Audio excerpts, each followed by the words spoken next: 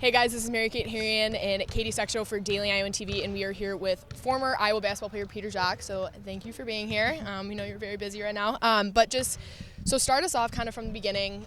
Take us through. Obviously, you've had a crazy journey throughout your life. You came here, I think, when you were 9. So just kind of talk to us about that and how that was for you, making obviously that huge transition at such a young age. Well, we came here in '03, like you said, when I was 9, and we don't have. Well, where I was at in Africa, we didn't have snow. So the first time we got here, it was really snowing. I think it was a snowstorm or something.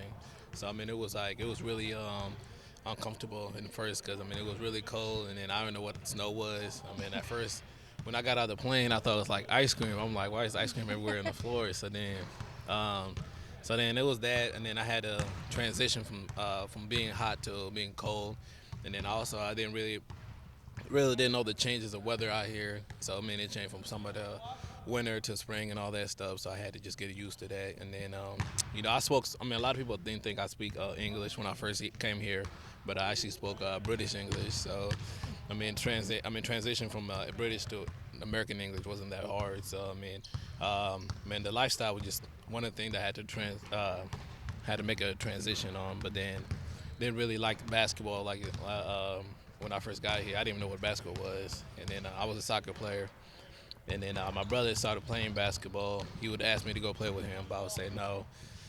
Just wanted to play soccer and play video games after school and stuff. And then I started playing. I kind of joined basketball in 5th grade for my friends because they was playing basketball, and then when they was playing, I didn't have anything to do, so I was like, I might as well just go play for fun. And then a man named Mike Nixon, he's my guardian now, had an AU back then, and he wanted me to play for him. So he came and saw me at the game that he came and saw me. Actually, I took the basket I rebounded and like ran the other court, threw it off the backboard. So I didn't know how to play. I didn't know what was going on. So he said I had potential. He wanted me to play. I didn't want to play. And then he talked to my mom. My mom told me to try it out. And then everybody probably heard the McDonald's story, and that's how I really got into it. And then my freshman year, 8th grade freshman year in high school, I was one of the top players in the country. And I had everybody in the country. I could do Kentucky, North Carolina, all those schools. And then I got hurt, and then that's when my journey kind of went down. And then I was one of the schools that stayed low the whole time. They were recruiting me when I was number 1. They were recruiting me when I got hurt during the whole process. And I felt like they was loyal. And my brother always told me how they recruit you is how they're gonna treat you. So they were especially Kirk Sproul. He was talking to me the whole time. So I felt like they was gonna treat me if I came here really well, no matter what happens. And they took a big chance on me. And hopefully the last 4 years I rewarded them. So yeah. Cool. So you said you kind of started getting into basketball around 5th grade? Yeah. So when do you think you really kind of discovered that you had a passion for that? I'll probably say 7th grade. I was getting better and better, and then everything with basketball was getting easier for me. And then I found out that you can play in college for free if you get a scholarships in basketball or any sport actually. So I was like, I might as well just take it serious, get a free education and all that. So I think 7th grade was, yeah. And then obviously Mike has had such a big impact on your life. So just kind of talk about him and what he's done with you, obviously, since you kind of started. Well, me and him kind of started off as a coach-player thing. So, he was my coach in AAU. And then we kind of got really close. He got close to my family, so he's a close family member. And then he actually his whole family got really close to my family where my mom can trust him to be my guardian. So he's my legal guardian. And, there's more than basketball between me and him. He would take care. He wanted me to take care of my school, just like my mom. And then back then, if I didn't do good in classes, I wouldn't travel. He'll make me stay home instead of traveling with the guys to tournaments and stuff. So he kind of took a role of my dad. You know what I'm saying? So my dad died, so him and my brother took a role as my dad really, and then trying to make me into a better man. So.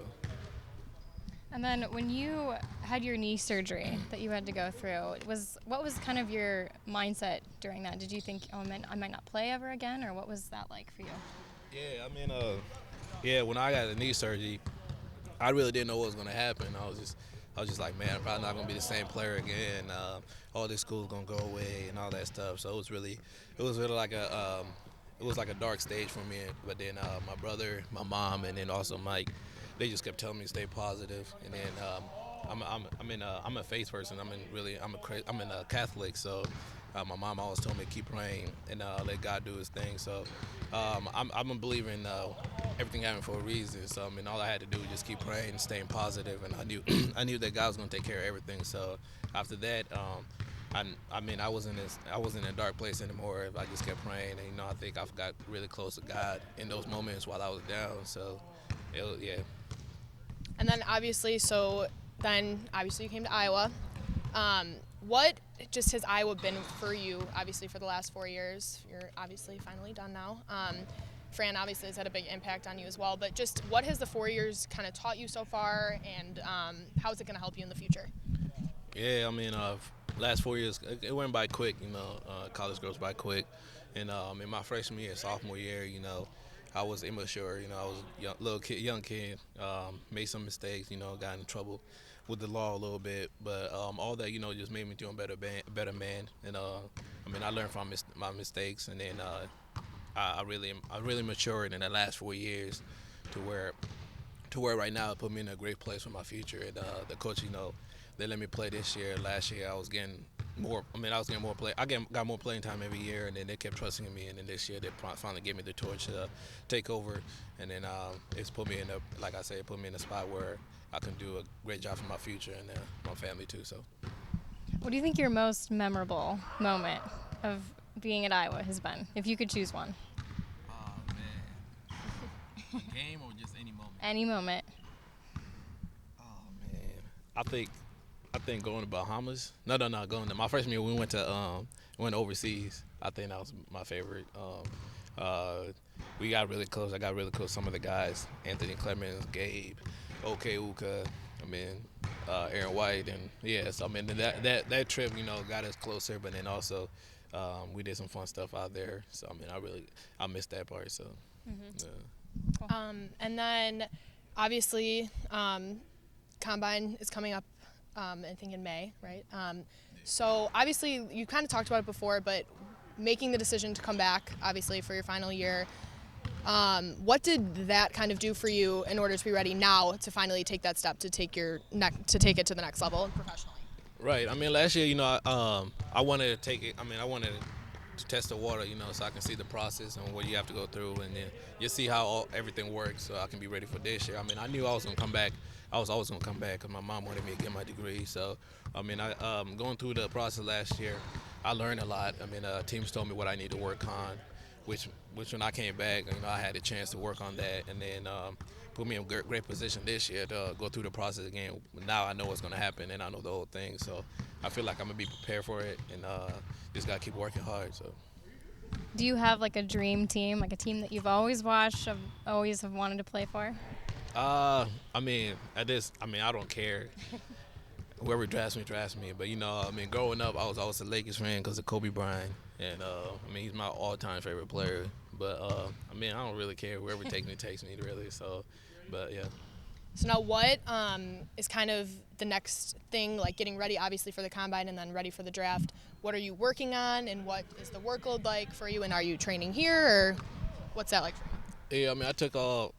After the season, I didn't touch the ball until yesterday, really. Yeah, so I'm trying to get away from it real quick, and then I'm gonna start up again. I think next week. I still got hire agents, so I'm going down to Phoenix tomorrow, and then I'm gonna meet a few agents down there, and then trying to make my decision by next week, and then wherever they want to take me, I'm gonna go there. So, but I'm not gonna train here. I'm gonna train somewhere else, either Phoenix, LA, or Chicago. So I don't know what's gonna happen yet. I won't know until next week, but yeah.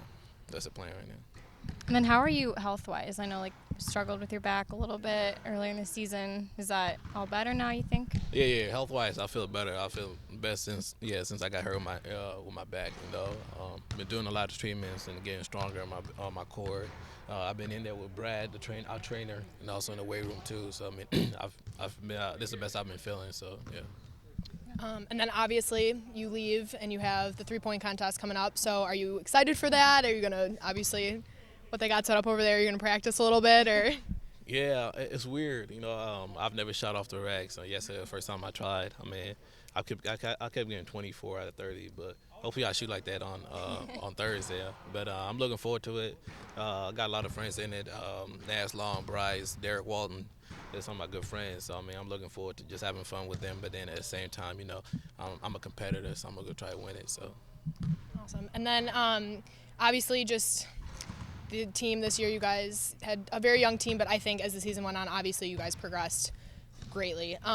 What kind of is your last piece of advice to these young guys as they are going to be obviously the next leaders of the team? I told them after the season, everybody keeps saying they're going to be great in the future. We say, they got a bright future as a team because they're really young and they came a long ways all year. But I told them how you guys work in the off season is going to determine how good you're going to be the next few years.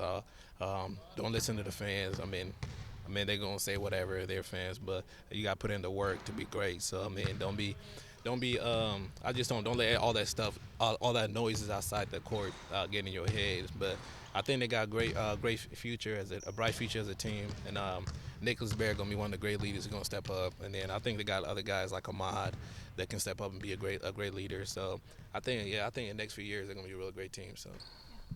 I think so too. Yeah. And then what are you going to miss most? If you could pick one thing, and about school, basketball, I'm going to assume it's going to be mostly probably basketball, but what is probably the biggest thing that you'll miss? Oh, man. That's tough. Oh, man. I don't know. The guys. Oh, yeah, of course. Forgot about them. Help you out a little bit. I guess I'll miss them. Yeah, I think I'm going to miss being around the guys. I mean, the most really. I mean, all my 4 years, I got to meet and play with a lot of different guys. And every year everybody got to go, so it's my turn to go. So I'm gonna keep contact with them, and I'm gonna keep watching them next year. But yeah, I think that's the most thing I'm gonna miss a lot is just being around the guys because they're really a funny group, and they got really a good chemistry as a team. So yeah. Awesome. All right. Well, thank you so much for sitting down with us. Good luck for everything in the future. You're gonna do great things, and Iowa will definitely miss you. All right. Thank you.